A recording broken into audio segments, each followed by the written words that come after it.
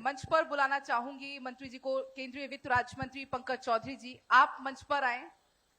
तालियों के साथ, तालियों की गड़गड़ाहट यहां पर थोड़ी कम सुनाई दे रही है। माननीय मंत्री जी का मैं स्वागत करना चाहूंगी। A big round of applause please. और साथ ही मैं हमारे उत्तर प्रदेश संपादक अवनीश विद्यार्थी जी को बुलाना चाहूंगी कि इस पैनल को आप आगे बढ़ाइए। Sir, over to you.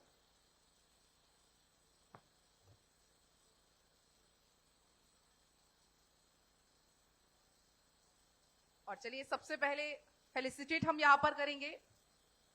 इतना कीमती वक्त इस कार्यक्रम के लिए निकाला, भारत 24 के लिए निकाला, उसके तहे दिल से हमारी पूरी टीम आपका आभारी है। बहुत बहुत शुक्रिया सर, टाइम निकालने के लिए।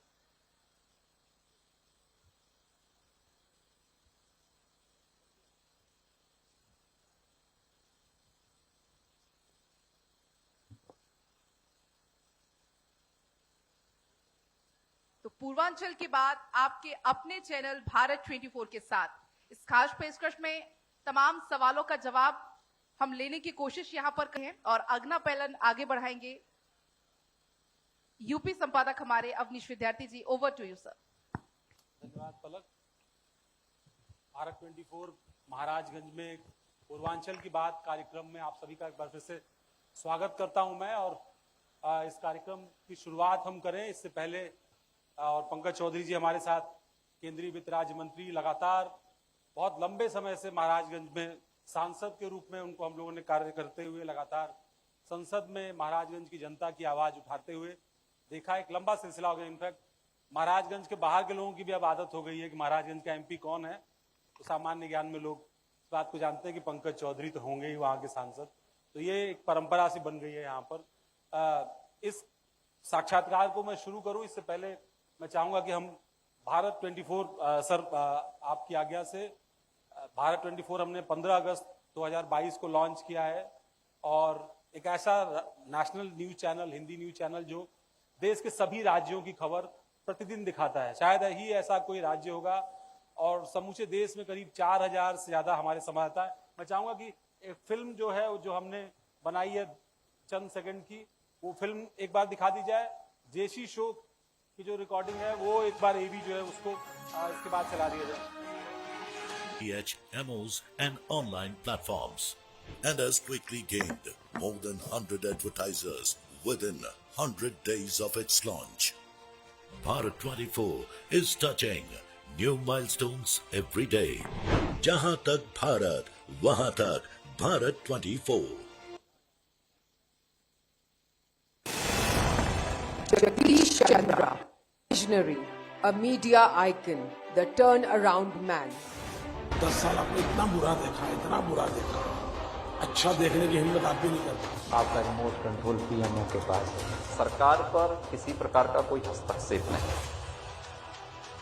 Dr. Jagdish Chandra is a man who has defied definitions to forge a path in the world of media.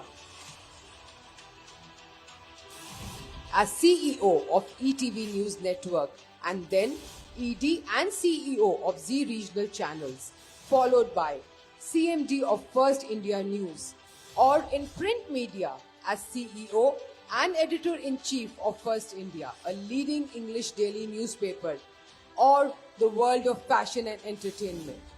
And now as CEO and Editor-in-Chief of the national Hindi news channel Bharat 24, Vision of New India, he has brought his unique vision and ideas to all. Jagdish Chandra, with his revolutionary leadership and vision, changed the world of media forever. Jagdish Chandra is a well-known face across India, not just due to his innovatory and groundbreaking tenures as CEO of ETV and Z Networks and CMD of First India, but also because of his popular and universally acknowledged as one of the best politico-analytical shows, The JC Show. The JC Show with Jagdish Chandra, firing off astounding analysis, in-depth observations, and accurate predictions, leaves audiences gasping and thirsting for more. Be it ETV, Z, First India, or now Bharat 24, Vision of New India. It was and remains Jagdish Chandra who draws the audiences to the show with his keen questions, unerring grasp of political and social issues, infallible sense of audience, and passion for news. His analysis of political environment, like his bang-on prediction of 303 seats in 2019 Lok Sabha elections, 280, 85, 280 पे आ जाए तो फिर तुम यही लिखना कि 300 और गिनते जाओ. or his insightful, perceptive and penetrative comment on how Hindutva is now the agenda of all Hindus, the examples are numerous and multifold. Add to this the wide expanse of guests who have sat down across from JC, willing to disclose and divulge everything. All of it has ensured that the following of Jagdish Chandra transcends age, class, region and gender in viewership.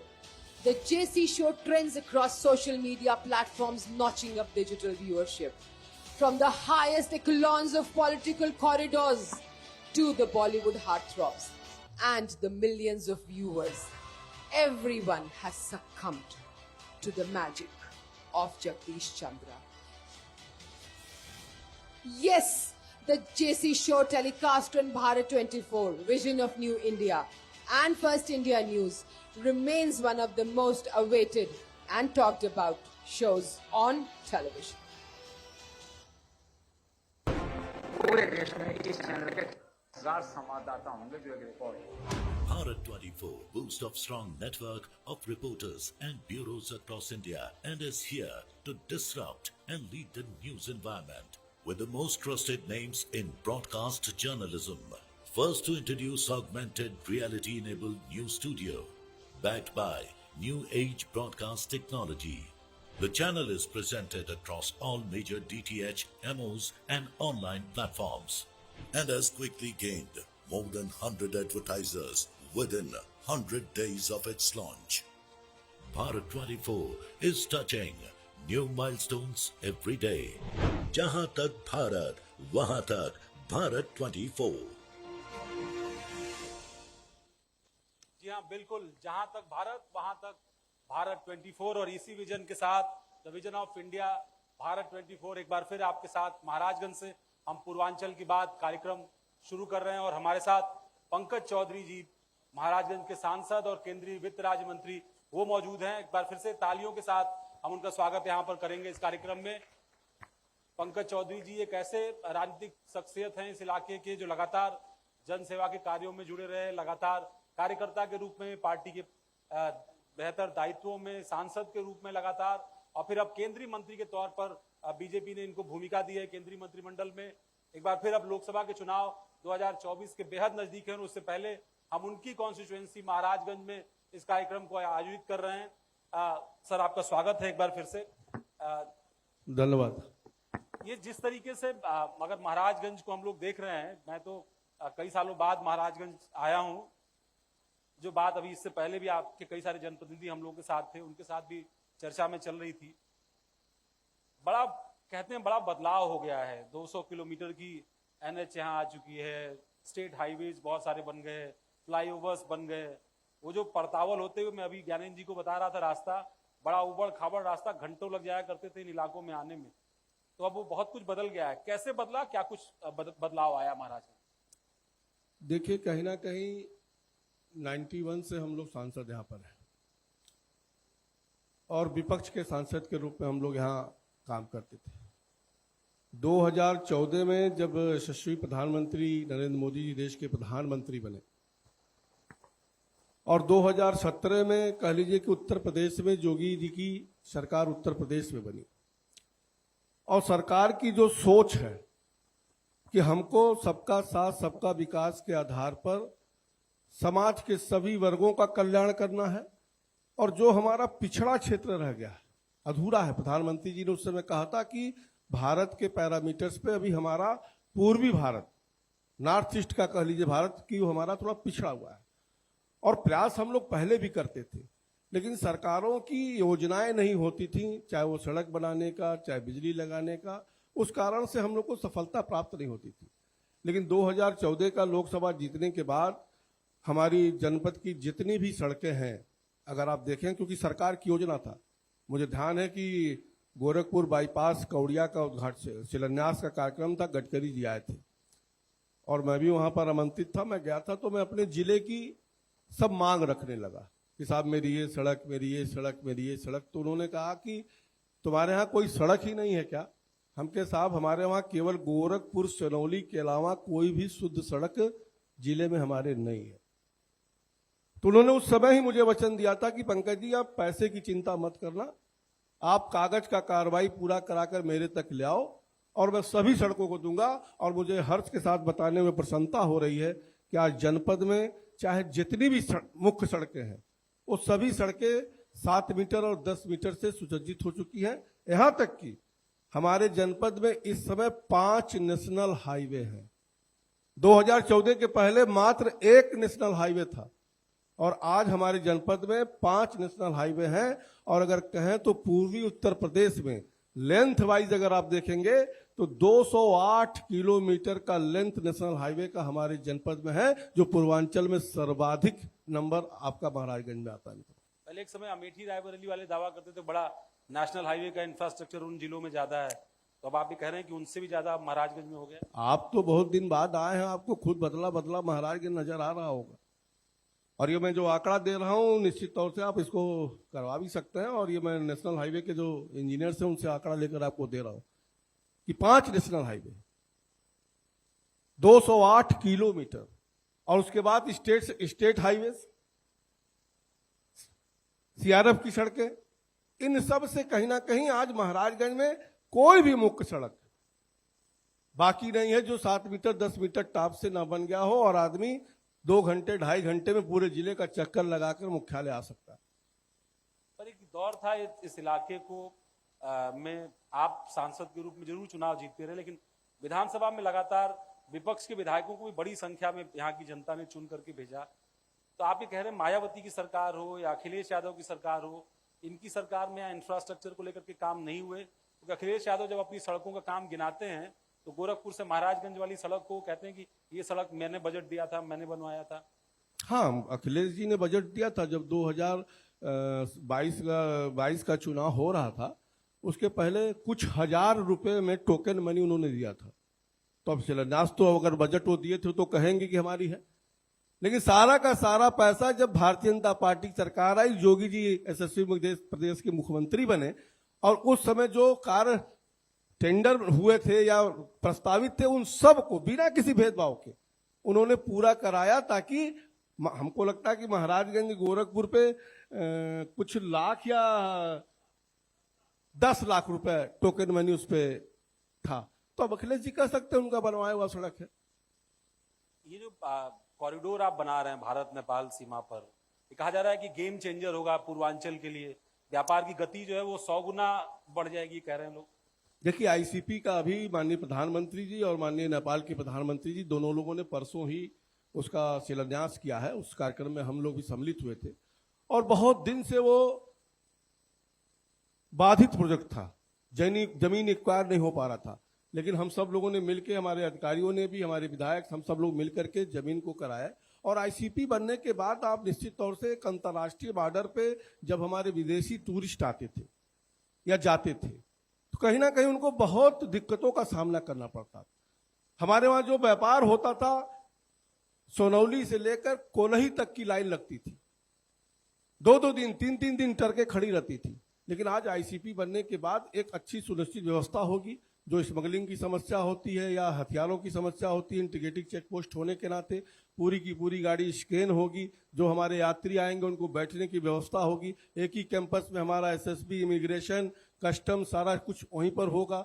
Medical facilities होगी, वहां पर लोगों को बैठने का, आराम करने की भी व्यवस्था होगी। जो हमारे ट्रक ड्राइवर सड़कों पे खड़े रहते थे, अब 400, 500, 600 ट्रक उस कैंपस में खड़े रहेंगे, एक उनको व्यवस्थित रहेगा। तो कहीं ना कहीं अगर आप देखें, एमईए ने अभी घोषणा किया है, एमईए के प्रस्ताव में है कि नौतनवा से उसको हम नेपाल तक रेलवे लाइन ले जाने के लिए, और एक दिन वो जुट जाएगा तो आप देखिए कि हल्दिया से सीधे कंटेनर की ट्रेनें सीधे वहां पर पहुंचेंगी और मेरा विश्वास है कि आने वाले दिनों में जो नेपाल से हमारा व्यापार होता था उस व्यापार में निश्चित तौर से बढ़ोतरी होगी।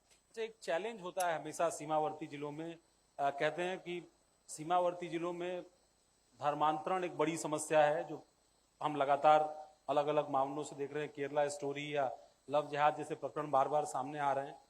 सीमावर्ती इलाकों में एक बड़ा चैलेंज है, तस्करी एक बड़ा चैलेंज रहा है सीमावर्ती इलाकों में, एक बड़ा चैलेंज रहा है टेररिज्म को लेकर के, सिक्योरिटी, नेशनल सिक्योरिटी के लिहाज से। तो इसको बेहतर करने के लिए आप लोग क्या कर रहे हैं, और खास तौर पर धर्मांतरण, क्योंकि ये एक ऐसा मुद्दा है जिसको बीजेपी की सरकार बहुत अलग तरीके से टैकल कर रही है। देखिए, नेपाल का जहां तक सवाल है, पूरा भारत का हजारों किलोमीटर का ओपन सीमा है, एक चैलेंज तो है, लेकिन कहीं ना कहीं अब एसएसबी फोर्स लगाई गई है और जगह जगह चौकी है, जगह जगह गश्त होता है। तो जो एक टेररिज्म का आदान प्रदान आने का, फिर भी ओपन बॉर्डर है, मैं उसको मना नहीं कर सकता हूं, बहुत सी चीजें निकल भी जाती हैं। जहां तक धर्मांतरण का सवाल है, हम सब भी जागरूक हैं, बॉर्डर के लोगों को हम लोग जागरूक भी करते हैं कि ऐसी घटनाओं से वो लोग बचें। अगर कहीं ऐसी घटना होती, जबरन कहीं होता, तो हम लोग उसमें हस्तक्षेप भी करते हैं। और खासतौर से बॉर्डर एरिया में हमारे कार्यकर्ता जागरूक रहते हैं और इस चीज को हम लोग देखते रहते हैं। एक जो सवाल, अब चूंकि मैं वित्त राज्य मंत्री से भी मुखातिब हूं, तो देश की भी जनता, महाराजगंज की भी जनता, सब रूबरू हैं। विपक्ष भी मुद्दा उठाता है महंगाई का, बेरोजगारी का। अब आप लोग काउंटर कर रहे हैं जीडीपी से, जीएसटी से, तो ये क्या काउंटर है, जरा दर्शकों को बताइए। देखिए, जहां तक महंगाई का सवाल है, और ये मैं कोई भाषण ऐसे नहीं दे रहा हूं, ऑन रिकॉर्ड दे रहा हूं कि 2014 के पहले अगर आप महंगाई की मुद्रास्फीति का दर देखेंगे तो लगातार भारत की मुद्रास्फीति डबल डिजिट में रहती थी। आज तो हम यूक्रेन और रशिया का युद्ध से पूरा दुनिया जूझ रहा है। उस परिस्थिति में हमने कोविड भी झेला है, और उस परिस्थिति में भी आज के तारीख में 4.7% केवल मुद्रास्फीति भारत की है। और मुद्रास्फीति कहीं ना कहीं भारत का महंगाई को कंट्रोल करके प्रधानमंत्री जी ने रखा है। जहां तक नौकरी का सवाल है, बार बार ये विषय उठता था और हमारे प्रधानमंत्री जी कहीं ना कहीं इस पर तत्पर रहते हैं कि हम कैसे ज्यादा से ज्यादा लोगों को काम करें। और काउंसिल की बैठक में हम लोग को निर्देशित किए थे कि जो भारत सरकार की जितनी भी डिपार्टमेंट है, जो भी नियुक्तियां पड़ी हुई हैं, जो भी जगह खाली पड़ा हुआ है, क्या हम साल भर के भीतर 10 लाख नौकरी दे सकते हैं क्या?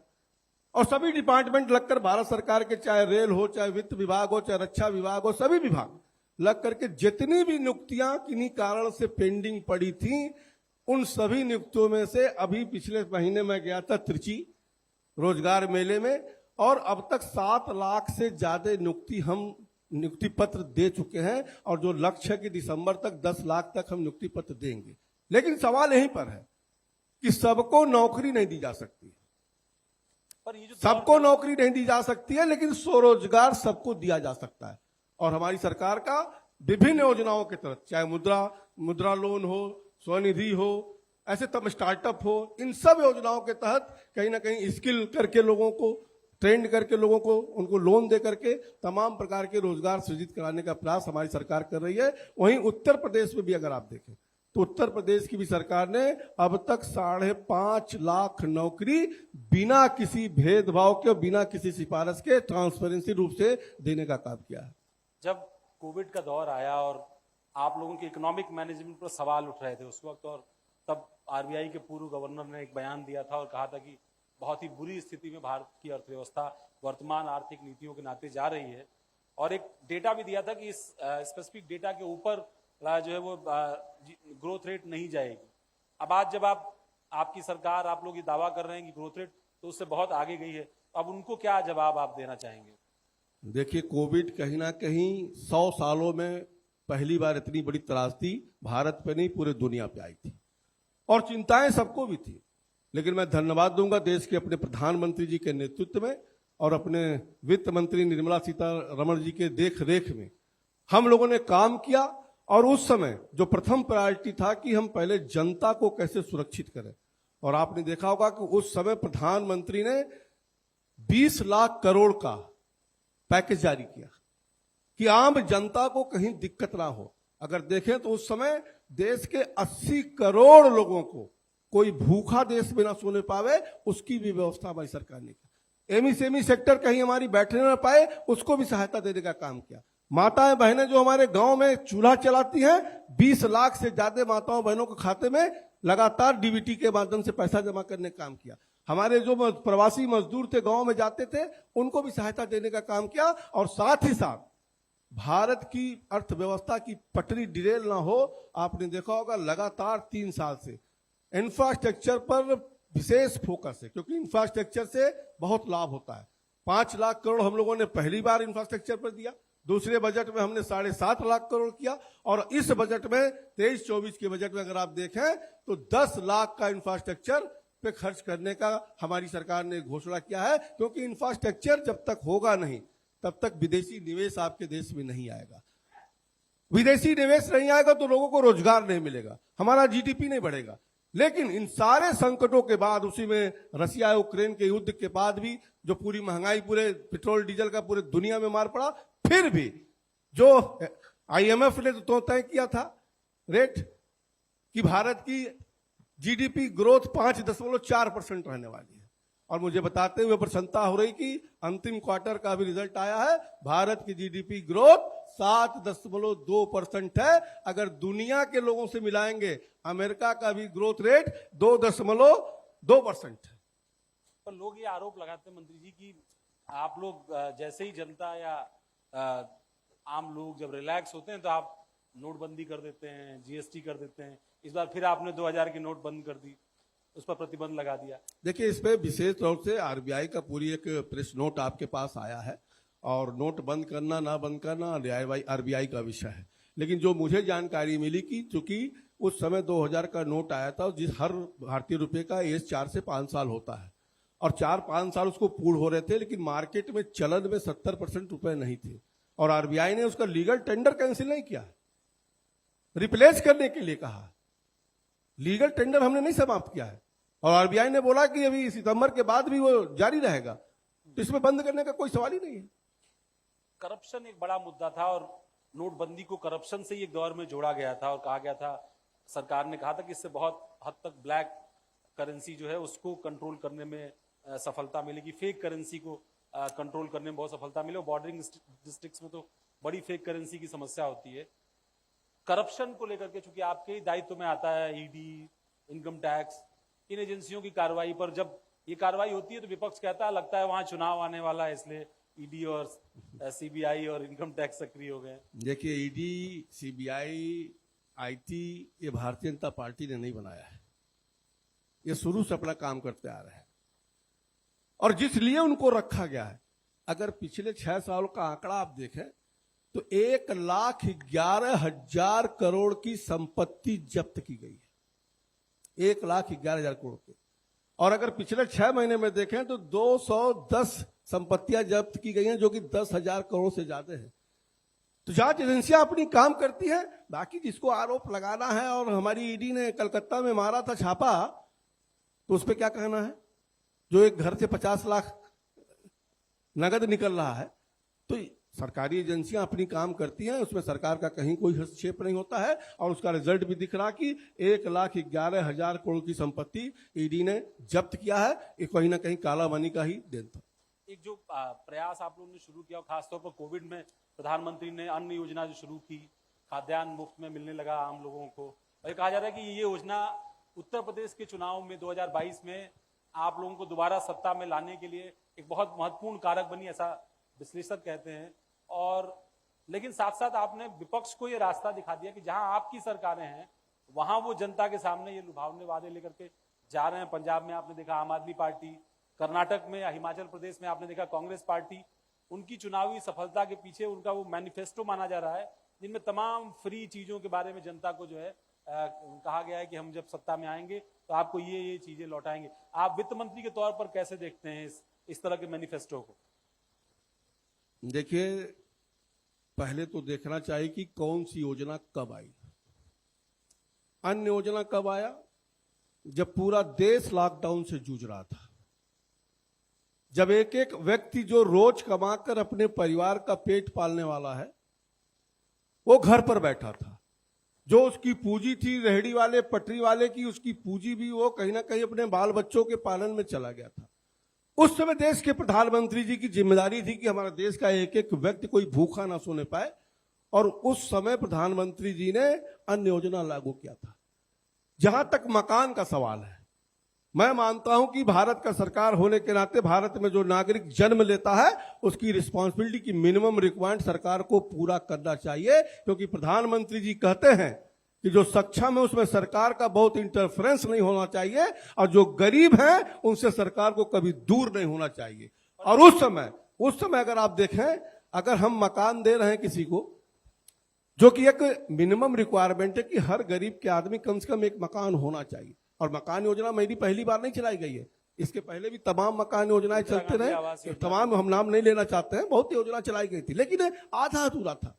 प्रधानमंत्री जी ने इसके जड़ से समाप्त करने के लिए, क्योंकि 100% चाहे वो किसी जात का हो, किसी धर्म का हो, पात्र व्यक्ति है तो सबको हम मकान देंगे, और इसको कहीं ना कहीं जड़ से समाप्त करेंगे बिना किसी भेदभाव के। हम अगर बिजली कनेक्शन देंगे तो सबको देंगे, हम गैस कनेक्शन देंगे तो सबको देंगे। मैंने कह लीजिए कि ये सब, अब मकान तो जीवन में एक ही बार मिलेगा, गैस कनेक्शन भी आदमी जीवन में एक ही बार लेगा, बिजली का कनेक्शन भी आदमी जीवन में एक ही बार लेगा, आयुष्मान भारत का कार्ड भी जीवन में एक ही बार लेगा, किसान सम्मान निधि भी एक बरतवे ही जिसका नाम सेलेक्ट होगा वही लेगा।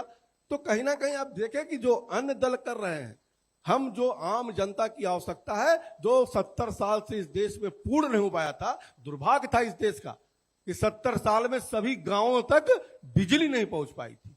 आज मैं दावे के साथ कह सकता हूं कि महाराजगंज में कोई गांव, कोई टोला नहीं बचा है कि जहां बिजली का खंभा ना बचा हो, बल्कि कोई घर नहीं बचा है जिसको बिजली का कनेक्शन ना दे दिया गया हो। और आप लोग तो कह रहे हैं इतना अच्छा हो रहा है, राहुल गांधी अमेरिका में जाके कह रहे हैं कि भारत में बहुत अच्छा नहीं हो रहा, दलितों पिछड़ों के साथ, मुसलमानों के साथ अन्याय हो रहा है। अब राहुल गांधी को कहीं ना कहीं एक आदत पड़ गई है भारत का अपमान करने के लिए, और राहुल गांधी को पहले तय करना चाहिए कि वो मोदी का विरोध करते करते, बीजेपी का विरोध करते करते वो कहीं ना कहीं भारत का विरोध करने लगते हैं। उसके लिए उन्हें शर्म आनी चाहिए, उनको क्षमा मांगनी चाहिए। हमेशा वो भारत की जाकर के बाद विदेशों के मंच पे भारत का खिल्ली उड़ाने का काम करता है। मैं इसका खंडन करता हूं। पर वो प्रधानमंत्री पर पिछली बार भी जब लंदन गए थे तब भी हमलावर थे, और उन्होंने बहुत सारे ऐसे बयान दिए थे जिसको लेकर के आपको आपत्ति थी, आप लोग संसद नहीं चलने दिया बीजेपी ने उसको। मैंने कहा तो कि उनकी आदत बन गई है कि भारत का अपमान दुनिया के मंच पे जितना बोलना, आकर भारत में भाषण दो ना, आप भारत में जितना बोलना हो, मोदी जी को कोसना हो, भाजपा को कोसना हो, कोसो ना, लेकिन दुनिया के मंच में मोदी भी देश के प्रधानमंत्री हैं, देश के वो प्रधानमंत्री मतलब भारत का प्रतिनिधित्व कर रहे हैं। आज पूरा दुनिया उनकी बात सुनने के लिए तैयार है। आज पूरा दुनिया निगाह लगाकर बैठी है कि मोदी जी कैसे हस्तक्षेप करें, यूक्रेन और रशिया के युद्ध को समाप्त किया जाए। मैं राहुल गांधी की बात मानूं? आज दुनिया में कहीं ना कहीं, आज हिरोशिमा में आपने नहीं देखा, ऑस्ट्रेलिया में आपने नहीं देखा कि दुनिया का सबसे बड़ा ताकतवर देश मोदी जी का ऑटोग्राफ मांगता है। एक देश का प्रधानमंत्री इतना अद्भुत हुआ, उन्होंने किस प्रकार से स्वागत किया। ऑस्ट्रेलिया के प्रधानमंत्री बॉस कहते हैं, दुनिया पूरी देख रही है मोदी की तरफ कि दुनिया में हस्तक्षेप करे मोदी ताकि युद्ध समाप्त हो।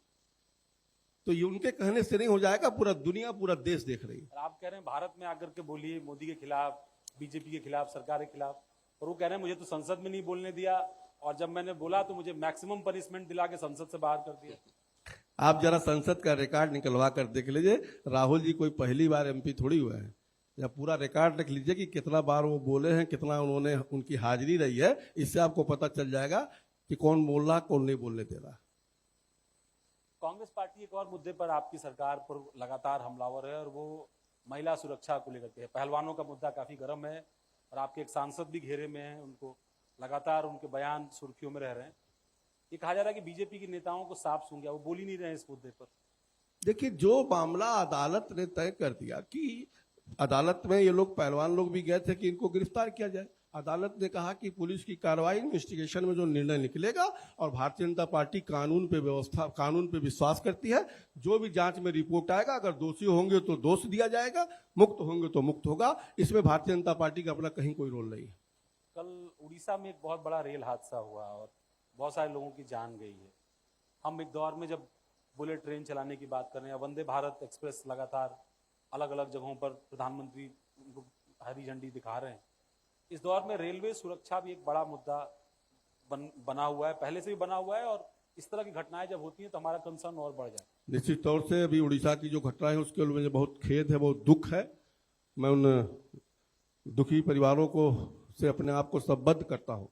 लेकिन जहां तक अगर देखें आप रेलवे की सुरक्षा के दृष्टिकोण में हमारी सरकार लगातार उस पर काम कर रही और अभी बहुत काम करने की आवश्यकता है।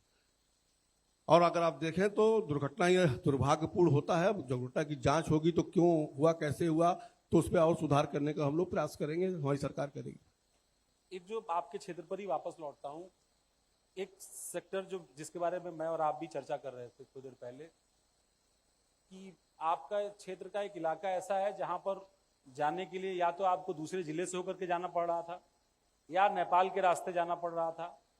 उसको वापस अपनी जमीन से जोड़ने के लिए कुछ बड़ा मास्टर प्लान लेकर के आप लोग आए हैं। देखिए अभी जो बॉर्डर सुरक्षा वाली सड़क बन रही है वो प्लान्ड है, वो बिहार तक सड़क जानी है। उस पर एक बड़े पुल का प्रपोजल है, निश्चित तौर से पुल बनेगा तो कनेक्ट हो जाएगा। क्योंकि वो एक ऐसा इलाका, ये कहते हैं, अभी मैं जिलाधिकारी भी हम लोग के साथ थे तो बात हो रही थी कि वो एक ऐसा इलाका है जहां पर बहुत सारी संभावनाएं हैं और पर्यटन की दृष्टि से मुझे लगता है महाराजगंज का सबसे ज्यादा पोटेंशियल वाला इलाका है। और जिलाधिकारी ये बात बता रहे थे कि वहां पर बौद्धिस्ट सर्किट के बहुत महत्वपूर्ण चीजें मिली हैं जो बहुत ही महत्वपूर्ण है, और शायद इसके नाते इंटरनेशनल टूरिस्ट का भी वहां पर आवागमन जो है वो हो सकता है। देखिए जहां तक बौद्धिस्ट सर्किट का विषय है, अब डीएम साहब को कुछ और जानकारी होगी। बनरसिया कला जो बुद्ध जी का ननिहाल है, उसको हम लोगों ने फोकस में लेके उसका विस्तार, उसका सुंदरीकरण, उसका जो है आवश्यकता है उस चीज पे काम वो करीब करीब समाप्ति की तरफ है। वहीं भी हमारे वहां रामग्राम है जो बुद्ध जी का 8वां अस्थि कलश माना जाता है, रामग्राम, जो कि नेपाल अपने यहाँ साबित करता है। लेकिन मुझे पूर्ण विश्वास है कि एसआई से हम लोगों ने ऑर्डर करा दिया है और उसमें जल्द ही खुदाई होने जा रहा है और बुद्ध जी का अस्थि कलश का स्थल वो निकलेगा। और मुझे लगता है फिर इंटरनेशनल मैप पे महाराजगंज सम्मिलित होगा, क्योंकि बहुत महत्वपूर्ण प्रोजेक्ट है। उस पर हम लोग लगे हुए हैं कि लग करके उसको जल्दी जल्द खुदाई करा करके, तो एक जो कुशीनगर है, सारनाथ है, लुम्बिनी है, महाराजगंज में बनरसिया कला, रामग्राम, एक बुद्ध सर्किट बहुत अच्छा बन करके तैयार होगा। हम उस लोग उस पर प्रयास कर रहे हैं। अभी अब थोड़ी देर पहले आपके जिले के विपक्ष के विधायक यहाँ पर थे, वीरेंद्र चौधरी, तो वो ये कह रहे थे कि अभी मेरी सांसद जी से जब भी मुलाकात होती है तो मैं उनसे निवेदन करता हूं। उन्होंने आपकी और योगी जी की तारीफ भी की, खास तौर पर इंफ्रास्ट्रक्चर को लेकर के महाराजगंज के अंदर। तो उन्होंने कहा कि एक चीज जो बहुत लंबे समय से हम लोग सपना देख रहे हैं, पर वो अपने आप को सौभाग्यशाली कह रहे थे कि रेल लाइन उनके फरेंदा तक तो आई है। तो इसीलिए अफसर भी और बहुत पहले तो पुराने नेता और कुछ पुराने सांसद भी फरेंदा तक ही वापस चले जाते थे, फरेंदा से दिल्ली, फरेंदा से गोरखपुर। तो ये महाराजगंज तक कब तक यहाँ पर रेल लाइन आएगी, स्टेशन बनेगा? देखिए ये इस रेल लाइन के पीछे में बहुत दिनों से लगा था और पिछली बार भी सफलता मिलने से थोड़ी चूक हो गई। लेकिन अगर आप देखें तो इस बजट में 20 करोड़ रुपए का प्रावधान हुआ है। कुछ टेक्निकल स्वीकृतियां होनी बाकी थी जो मैं एडवांस नहीं बोल सकता हूं, मुझे जानकारी तो है, लेकिन मैं इतना जरूर कर सकता हूं कि बहुत जल्द इस रेलवे लाइन का शिलान्यास होगा, रेल लाइन स्वीकृत होगी। एक आखिरी सवाल है आपसे, और किस तरीके की अपेक्षा है, क्योंकि आप कई टर्म यहाँ से एमपी रह चुके हैं तो लोगों की अपेक्षा भी बहुत है। अब तो आप केंद्र में मंत्री भी हैं, वो भी खजाने वाले मंत्री हैं, मतलब वित्त विभाग के मंत्री हैं, तो लोगों को लगता है कि क्षेत्र की तरफ खजाना खुल जाएगा। और क्या ऐसा काम है जो आपको लगता है कि यहाँ की जनता की जरूरत थी, होनी चाहिए, प्रयास चल रहा है और आने वाले दिनों में देखने को मिलेगा? देखिए कहीं ना कहीं जो देश के प्रधानमंत्री जी कर रहे हैं कि देश में इंफ्रास्ट्रक्चर कैसे हमारा बढ़े, क्योंकि कोई भी डेवलपमेंट जब तक इंफ्रास्ट्रक्चर नहीं खड़ा होगा तब तक डेवलपमेंट नहीं होती है। और महाराजगंज में भी 1991 के बाद अगर देखें तो इधर 4-6 सालों में जो हमारी सड़क का नेटवर्क है, जो हमारे बिजली का नेटवर्क है, जो हमारे स्वास्थ्य का नेटवर्क है, जो हमारा शिक्षा का नेटवर्क है, वो इंफ्रास्ट्रक्चर मेरा खड़ा हुआ है। हाँ ये जरूर है कि हम भी लगे हुए हैं, जब तक सफलता नहीं मिल जाए तो मैं बहुत बोलता नहीं हूँ, लेकिन हमारा जो एनटीसी का फरिंदा शुगर मिल था जो बंद पड़ा है उसकी 750 एकड़ जमीन हमारे जनपद में है और कोर्ट में वो मामला है और करीब करीब हम लोग उस पर पैरवी करके भारत सरकार से कह के जो उसका मजदूरों का बकाया है वो दिलाने के लिए स्वीकृति हम लोगों ने कर दिया है। कोर्ट से सेटलमेंट होना है, तो 750 एकड़ जमीन लेके जो मेरे दिमाग में है उसको मैं उत्तर प्रदेश सरकार से मिलकर एक इंडस्ट्रियल स्टेट पूरा उसको घोषित करा करके और उद्योग को ला करके यहाँ के नौजवानों को नौकरी दिलाने का जो प्रयास है उस तरफ मैं बढ़ रहा हूँ। दूसरा, जिले में जैसे आप आज यहाँ पर बैठे हैं, एक ऑडिटोरियम के लिए भी मुख्यमंत्री जी से हम लोगों ने स्वीकृति ले ली है, बहुत जल्द ऑडिटोरियम ही बनेगा।